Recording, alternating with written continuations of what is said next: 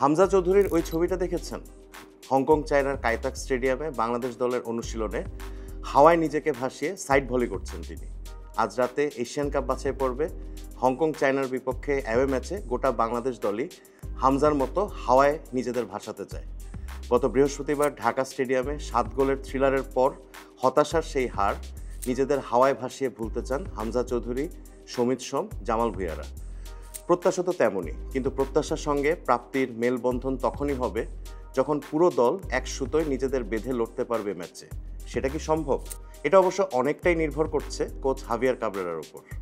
Home ম্যাচে তার প্রথম একাদশ নিয়ে তীব্র প্রশ্ন উঠেছে, বিশেষ করে সমিত সোমকে হাফ ফিট তকমা দিয়ে বেঞ্চে বসিয়ে রাখা, জামাল ভুঁইয়া, ফাহমিদুল ইসলামকে না খেলানো, জায়ান আহমেদকে এর আগে 12টি প্র্যাকটিস সেশনে পরখ করেও তার বদলে সাদুদ্দিনকে খেলানো, ইত্যাদি ইত্যাদি।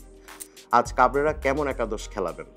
হংকং চায়না থেকে যে তথ্য আসছে তাতে আজ রাতে বাংলাদেশের প্রথম একাদশে বেশ কিছু পরিবর্তন আনা হবে। সমিত সোম ফিরবেন প্রথম একাদশে।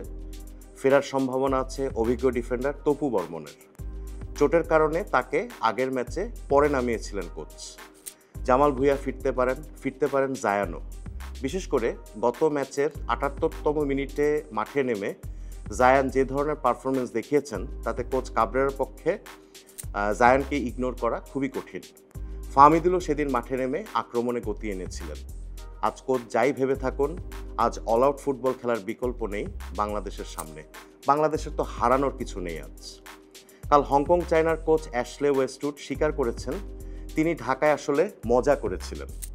হামজাকে তিনি বলেছেন দারুণ খেলোয়াড়, বলেছেন তার দলে থাকলে তিনি হামজাকে নিয়ে রীতিমতো দ্বিধায় থাকতেন।